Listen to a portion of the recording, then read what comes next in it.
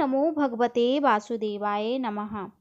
दोस्तों, शरद पूर्णिमा के पावन दिन हम सत्यनारायण कथा व्रत कथा सुनेंगे और पाठ करेंगे।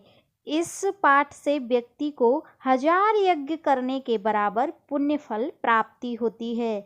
सत्यनारायण भगवान व्रत कथा में भगवान विष्णु के सत्य स्वरूप के बारे में बताया गया है। इस व्रत का पाठ करने से घर में सुख समृद्धि का वास होता है और भगवान विष्णु की कृपा बनी रहती है। इस पावन दिन पर चलिए सुनते हैं हम सत्यनारायण व्रत कथा। बोलो सत्यनारायण भगवान की जय। एक समय की बात है, नैषेध तीर्थ में सैनिकाधिक 88,000 ऋषियों ने श्री सूत जी से पूछा, हे प्रभु, इस कलयुग में वेद विद्या रहित मनुष्यों को प्रभु भक्ति किस प्रकार मिल सकती है तथा उनका उद्धार कैसे होगा। हे मुनि श्रेष्ठ, कोई ऐसा तप बताइए जिससे थोड़े समय में ही पुण्य फल प्राप्त हो और मनोवांछित फल भी मिल जाए। इस प्रकार की कथा सुनने की हम इच्छा रखते हैं। सर्वशास्त्रों के ज्ञाता सूत जी बोले, हे वैष्णवों, मैं पूज्य आप सभी प्राणियों के हित की बात पूछी है, इसलिए मैं एक ऐसे श्रेष्ठ व्रत को आप लोगों को बताऊंगा जिसे नारद जी ने लक्ष्मी नारायण जी से पूछा था और लक्ष्मीपति ने मणिश्रेष्ठ नारद को कहा था। आप सभी इसे ध्यानपूर्वक सुनिए। एक समय की बात है, योगी राज नारद जी दूसरों के हित की इच्छा लिए अनेकों लोकों में घूमते हुए मृत्यु लोक में आ पहुँचे। यहाँ उन्होंने अनेक योनियों में जन्मे प्राय सभी मनुष्यों को अपने कर्मों द्वारा अनेकों दुखों से पीड़ित देखा। उनका दुख देख नारद जी सोचने लगे कि कैसा यत्न किया जाए जिसके करने से निश्चित रूप से मानव के दुखों का अंत हो जाए। इसी विचार पर मनन करते हुए वह विष्णु लोक में गए। वहाँ वह देवों के ईश नारायण की स्तुति करने लगे, जिनके हाथों में शंख, चक्र, गदा और पद्म थे, गले में बरमाला पहने हुए थे। स्तुति करते हुए नारद जी बोले, हे भगवान, आप अत्यंत शक्ति से संपन्न हैं। मन तथा वाणी भी आपको नहीं पा सकती। आपका आदि, मध्य तथा अंत नहीं है। निर्गुण स्वरूप सृष्टि के कारण भक्तों के दुख को दूर करने वाले हैं। आपको मेरा नमस्कार। नारद जी की स्तुति सुन विष्णु भगवान बोले, हे मुनि श्रेष्ठ, आपके मन में क्या बात है? आप किस काम के लिए पधारे हैं, उसे निसंकोच कहो। इस पर नारद जी बोले कि मृत्यु लोक में अनेक योनियों में जन्मे मनुष्य अपने कर्मों के द्वारा अनेकों दुख से दुखी है। हे नाथ, आप मुझ पर दया रखते हैं, तो बताइए कि वो मनुष्य थोड़े से प्रयास में अपने दुखों से कैसे छुटकारा पा सकते हैं। श्री हरि बोले, हे नारद, मनुष्यों की भलाई के लिए तुमने बहुत अच्छी बात पूछी। जिसके करने से मनुष्य मोह से छूट जाता है, वह बात मैं कहता हूँ, उसे सुनो। स्वर्ग लोक व मृत्यु लोक दोनों में एक दुर्लभ उत्तम व्रत है जो पुण्य देने वाला है।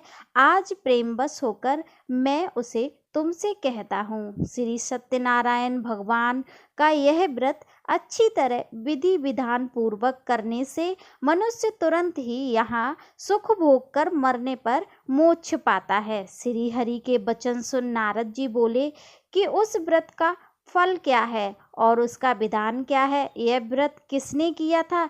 इस व्रत को किस दिन करना चाहिए? सभी कुछ विस्तार से बताएं। नारद जी की बात सुन श्री हरि बोले, दुख व शोक को दूर करने वाला, यह सभी स्थानों पर विजय दिलाने वाला है।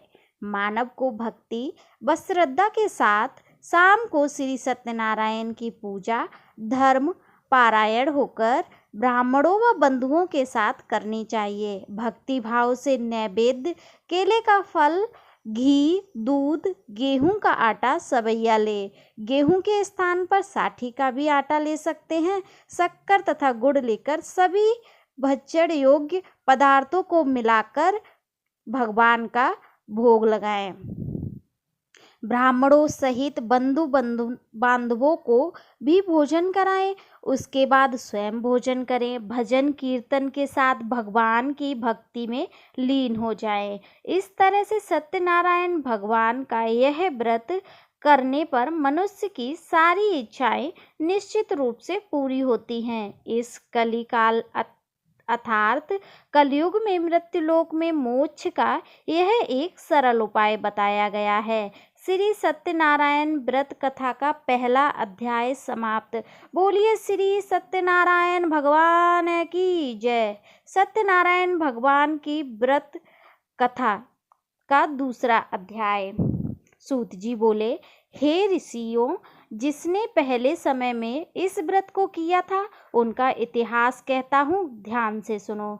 सुंदर काशीपुरी नगरी में एक अत्यंत निर्धन ब्राह्मण रहता था। भूख प्यास से परेशान वह धरती पर घूमता रहता था। ब्राह्मणों से प्रेम करने वाले भगवान ने एक दिन ब्राह्मण का भेष धारण कर उसके पास जाकर पूछा, हे विप्र, नित्य दुखी होकर तुम पृथ्वी पर क्यों घूमते हो? दीन ब्राह्मण बोला, मैं निर्धन हूँ और भिक्षा के लिए धरती पर घूमता हूँ। हे भगवान, यदि आप इसका कोई उपाय जानते हैं तो बताइए। वृद्ध ब्राह्मण कहता है कि सत्यनारायण भगवान मनोवांछित फल देने वाले हैं, इसलिए तुम उनका पूजन करो। इसे करने से मनुष्य सभी दुखों से मुक्त हो जाता है। वृद्ध ब्राह्मण बनकर आए सत्यनारायण भगवान उस निर्धन ब्राह्मण को व्रत का सारा विधान बताकर अंतर्ध्यान हो गए। ब्राह्मण मन ही मन सोचने लगा कि जिस व्रत को वृद्ध ब्राह्मण करने को कह गया, मैं उसे जरूर करूँगा। यह निश्चय करने के बाद उसे रात में नींद नहीं आई। वह सवेरे उठकर सत्यनारायण भगवान के व्रत का निश्चय कर भिक्षा लेने के लिए चला गया। उस दिन निर्धन ब्राह्मण को भिक्षा में बहुत धन मिला, जिससे उसने बंधु बांधवों के साथ मिलकर श्री सत्यनारायण भगवान का व्रत संपन्न किया। भगवान सत्यनारायण का व्रत संपन्न करने के बाद वह निर्धन ब्राह्मण सभी दुखों से छूट गया और अनेक प्रकार की संपत्तियों से युक्त हो गया। उसी समय से यह ब्राह्मण हर माह इस व्रत को करने लगा। इसी तरह से सत्यनारायण भगवान को व्रत को जो मनुष्य करेगा वह सभी प्रकार के पापों से छूटकर मोक्ष को प्राप्त होगा। जो मनुष्य इस व्रत को करेगा वह भी सभी दुखों से मुक्त हो जाएगा। सूत जी बोले कि इस तरह से नारद जी से नारायण जी का कहा हुआ श्री सत्यनारायण व्रत को मैंने तुमसे कहा। हे विप्रो, मैं अब और क्या कहूँ? ऋषि बोले, हे मुनिवर, संसार में उस विप्र से सुनकर और किस किस ने इस व्रत को किया, हम सब इस बात को सुनना चाहते हैं। इसके लिए हमारे मन में श्रद्धा का भाव है। सूत जी बोले, हे मुनियों, जिसने इस व्रत को किया वे सब सुनो। एक समय वहीं विप्र धन व ऐश्वर्य के साथ अपने बंधु बांधवों के साथ इस व्रत को करने को तैयार हुआ। उसी समय एक लकड़ी बेचने वाला बूढ़ा आदमी आया और लकड़ियां बाहर रखकर अंदर ब्राह्मण के घर में गया। प्यास से दुखी वह लकड़हारा उनको व्रत करते देख विप्र को नमस्कार कर पूछने लगा कि आप यह क्या कर रहे हैं? तो उन्होंने बताया कि व्रत कर रहा हूँ तथा इसे करने से क्या फल मिलेगा, कृपया मुझे भी बताएं। ब्राह्मण ने कहा कि सब मनोकामनाओं को पूरा करने वाला यह सत्यनारायण भगवान का व्रत है। इनकी कृपा से ही मेरे घर में धन धान्य आदि की वृद्धि हुई है। विप्र से सत्यनारायण व्रत के बारे में जानकर लकड़हारा बहुत प्रसन्न हुआ। चरणामृत लेकर वह प्रसाद खाने के बाद वह अपने घर गया। लकड़हारे ने अपने मन में संकल्प किया कि आज लकड़ी बेचने से जो धन मिलेगा उसी से श्री सत्यनारायण भगवान का उत्तम व्रत करूंगा। मन में इस विचार को लेकर बूढ़ा आदमी सिर पर लकड़ियां रख उस नगर में बेचने गया जहां धनी लोग रहते थे। उस नगर में उसे अपनी लकड़ियों का दाम पहले से 4 गुना अधिक मिलता है। बूढ़ा प्रसन्नता के साथ दाम लेकर केले, शक्कर, घी, दूध, दही और गेहूं का आटा ले सत्यनारायण भगवान के व्रत की अन्य सामग्रियां लेकर अपने घर गया। वहां उसने अपने बांधवों को बुलाकर विधि विधान से सत्यनारायण भगवान का पूजन और व्रत किया। इस प्रकार व्रत के प्रभाव से वह बूढ़ा लकड़हारा धन, पुत्र आदि से युक्त होकर संसार के समस्त सुख भोग अंतकाल में बैकुंठ धाम चला गया। श्री सत्यनारायण व्रत कथा का दूसरा अध्याय संपूर्ण। बोलो सत्यनारायण भगवान की जय। सत्यनारायण व्रत कथा का तीसरा अध्याय। सूत जी बोले, हे श्रेष्ठ मुनियों, अब आगे की कथा कहता हूँ। पहले समय में उल्कामुख नाम का एक बुद्धिमान राजा था। वह सत्यवक्ता और जितेंद्रिय था। प्रतिदिन देव स्थानों पर जाता और निर्धनों को धन देकर उनके कष्ट दूर करता था। उसकी पत्नी कमल के समान मुख वाली तथा सती साध्वी थी। भद्रशिला नदी के तट पर उन दोनों ने श्री सत्यनारायण व्रत कथा की और भगवान का पूजन किया। उसी समय साधु नाम का एक वैश्य आया। उसके पास व्यापार करने के लिए बहुत सा धन भी था। राजा को व्रत करते देख वह विनय के साथ पूछने लगा, हे राजन, भक्ति भाव से पूर्ण होकर आप यह क्या कर रहे हैं? मैं सुनने की इच्छा रखता हूँ, तो आप मुझे बताएं।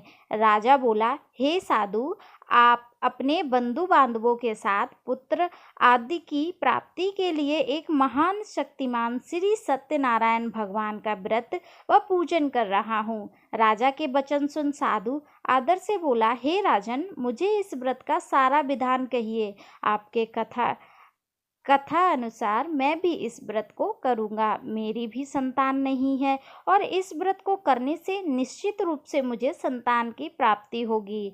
राजा से व्रत का सारा विधान सुन व्यापार से निवृत्त हो वह अपने घर गया। साधु वैश्य ने अपनी पत्नी को संतान देने वाले इस व्रत का वर्णन कह सुनाया और कहा कि जब मेरी संतान होगी तब मैं इस व्रत को करूँगा। साधु ने इस तरह के वचन अपनी पत्नी लीलावती से कहे। एक दिन लीलावती पति के साथ आनंदित हो सांसारिक धर्म से प्रवृत्त होकर सत्यनारायण भगवान की कृपा से गर्भवती हो गई। 10वें महीने में उसके गर्भ से एक सुंदर कन्या ने जन्म लिया। दिनों दिन वह ऐसे बढ़ने लगी जैसे शुक्ल पक्ष का चंद्रमा बढ़ता है।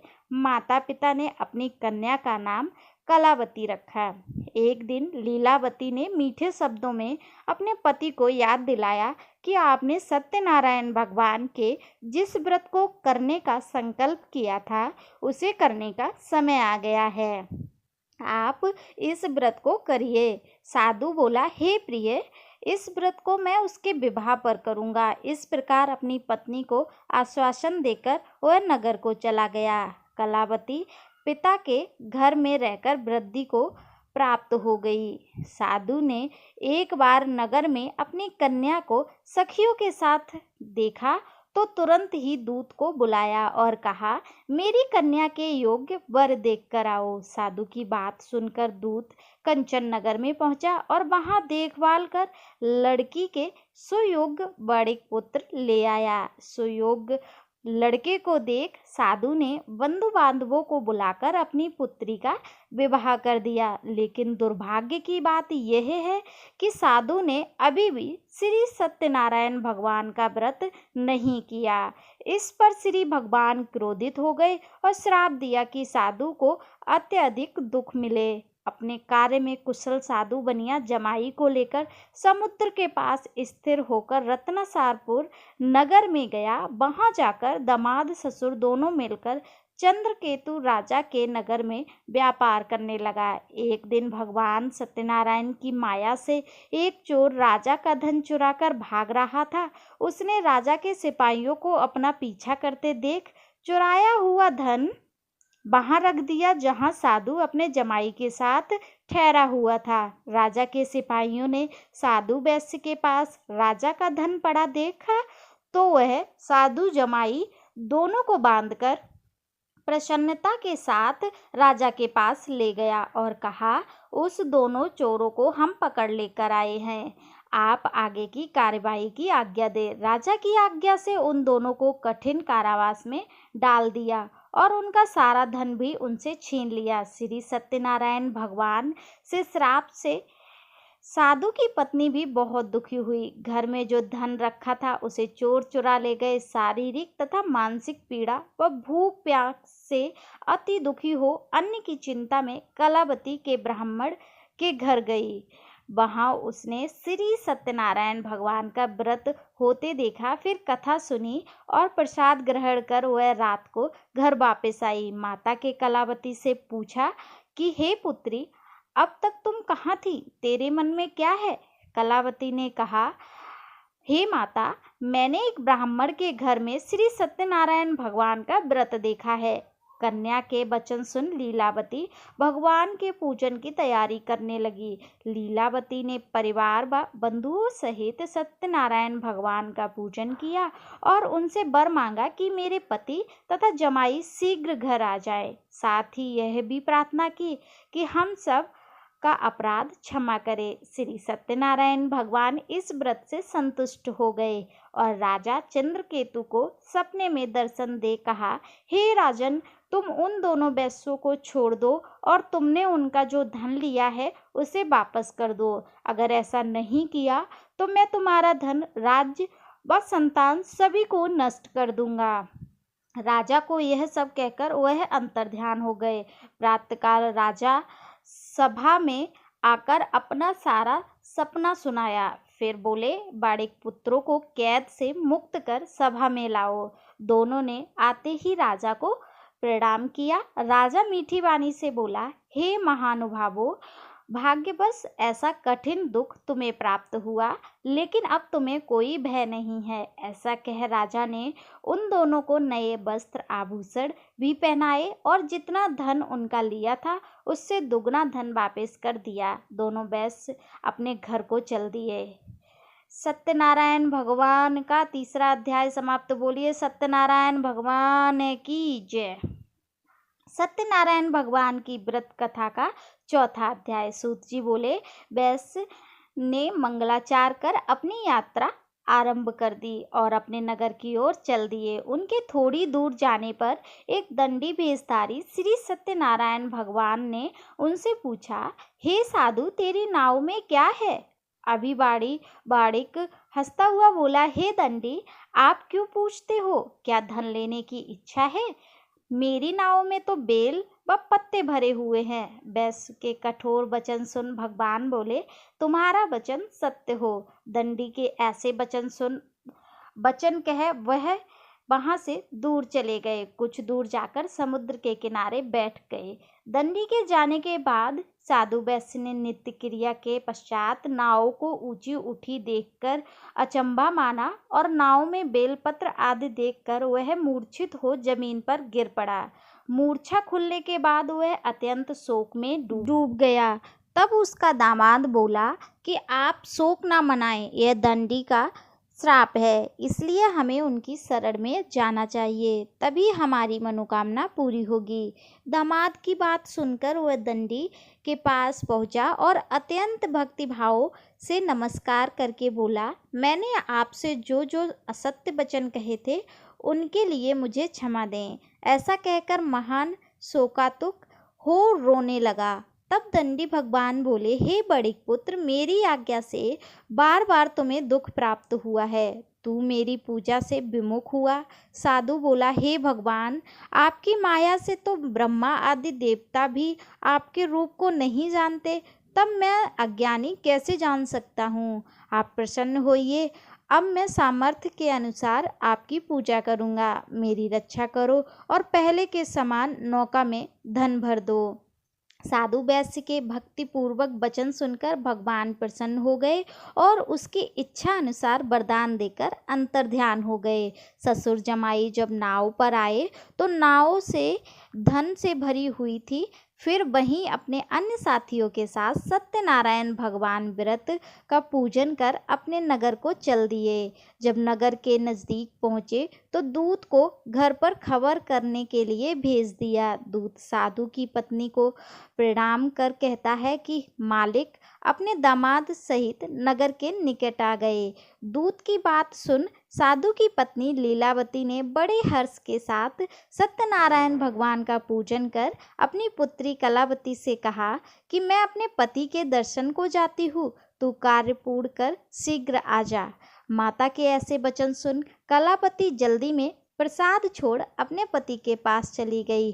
प्रसाद की अवज्ञा के कारण श्री सत्यनारायण भगवान रुष्ट हो गए और नाव सहित उसके पति को पानी में डुबो दिया। कलावती अपने पति को वहां ना पाकर रोती हुई जमीन पर गिर पड़ी। नौका को डूबा देख व कन्या को रोता देख साधु दुखी होकर बोला कि हे प्रभु, मुझसे तथा मेरे परिवार से जो भूल हुई है उसे क्षमा करें। साधु के दीन वचन सुनकर श्री सत्यनारायण भगवान प्रसन्न हो गए और आकाशवाणी हुई, हे साधु, तेरी कन्या मेरे प्रसाद को छोड़कर आई है, इसलिए उसका पति अदृश्य हुआ है। यदि वह घर जाकर प्रसाद खाकर लौटती है तो इसे इसका पति अवश्य मिलेगा।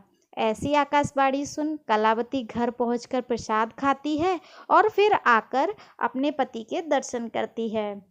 उसके बाद साधु अपने बंधु बांधवों सहित श्री सत्यनारायण भगवान का विधि विधान पूजन करता है। इस लोक का सुख भोग कर वह अंत में स्वर्ग जाता है। श्री सत्यनारायण व्रत कथा चौथा अध्याय संपूर्ण। बोलिए सत्यनारायण भगवान की जय। सत्यनारायण भगवान की व्रत कथा का 5वां अध्याय। सूत जी बोले, हे ऋषियों, मैं और भी एक कथा सुनाता हूँ, उसे ध्यान पूर्वक सुनो। प्रजापालन में लीन तुंगध्वज नाम का एक राजा था। उसने भी भगवान का प्रसाद त्याग कर बहुत ही दुख सहन किया। एक बार वन में जाकर वन्य पशुओं को मारकर वह बड़ पेड़ के नीचे गया। वहां उसने ग्वालों को भक्ति भाव से अपने बंधुओं सहित सत्यनारायण भगवान का पूजन करते देखा। अभिमान वंश राजा ने उन्हें देखकर भी पूजा स्थान में नहीं गया और न ही उनके भगवान को नमस्कार किया। ग्वालों ने राजा को प्रसाद दिया, लेकिन उसने वह प्रसाद नहीं खाया और प्रसाद को छोड़ वह अपने नगर को चला गया। जब वह नगर में पहुंचा तो वहां सब कुछ तहस नहस हुआ पाया, तो वह शीघ्र ही समझ गया कि यह सब भगवान ने ही किया है। वह दोबारा ग्वालों के पास पहुंचा और विधि पूर्वक पूजा कर प्रसाद खाया तो श्री सत्यनारायण भगवान की कृपा से सब कुछ पहले जैसा हो गया। दीर्घ काल तक सुख भोगने के बाद मरणोपरांत उसे स्वर्गलोक प्राप्ति हुई। जो मनुष्य परम दुर्लभ इस व्रत को करेगा तो भगवान सत्यनारायण की अनुकंपा से उसे धन धान्य की प्राप्ति होगी। निर्धन धनी हो जाता है और भय मुक्त हो जाता है। जीवन जीता है, संतानहीन मनुष्य को संतान मिल जाती है और सारे मनोरथ पूर्ण होने पर मानव अंत काल में वैकुंठ धाम जाता है। सूत जी बोले, जिन्होंने पहले इस व्रत को किया, अब उनके दूसरे जन्म की कथा कहता हूँ। वृद्ध सतानंद ब्राह्मण ने सुदामा का जन्म लेकर मोक्ष की प्राप्ति की। लकड़हारे ने अगले जन्म में निषाद बनकर मोक्ष प्राप्त किया। उल्का मुख नाम का राजा दशरथ हो वैकुंठ को गए। साधु नाम के वैश्य ने मोरज ध्वज बनकर अपने पुत्र को आरे से चीरकर मोक्ष पाया। महाराज तुंगध्वज ने स्वयंभू होकर भगवान में भक्ति युक्त हो कर्म कर मोक्ष प्राप्त किया। श्री सत्यनारायण व्रत कथा का 5वां अध्याय संपूर्ण। बोलिए श्री सत्यनारायण भगवान की जय। शरद पूर्णिमा के दिन श्री सत्यनारायण कथा की पूजा कर कथा सुनने से संपूर्ण जगत का आपको मनोबल प्राप्त होता है। बोलिए सत्यनारायण भगवान की जय। लक्ष्मी माता की जय।